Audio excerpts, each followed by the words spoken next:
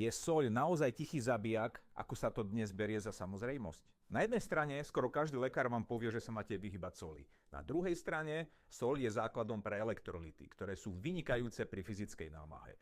To viem z vlastnej skúsenosti. Ako to teda naozaj je? Dnes už niektorí vedci začínajú nabúrávať ten starý stereotyp, že veľa sodíka zo solí je problém. Problém vidia v tom, ak má telo veľa sodíka, ale zároveň málo draslíka.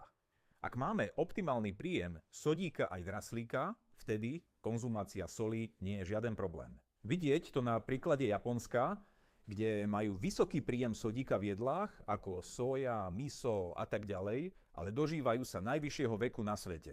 Určite je dobré vylúčiť slaný odpad, ako sú čipsy, tyčinky, ale samotná soľ je nad zlato. Medzi medmi má najviac draslíka pohánkový med. Až 560 mg na 100 g. Možno ten najzdravší nápoj, aký si viete spraviť, je voda, soľ, citrón a pohánkový med. Hydratuje, doplní minerály pri chorobe, podporí činnosť srdca a nervových signálov. Ak vás zaujíma, čo robím, pozrite sa na moju stránku včelysvätého Ambróza.sk.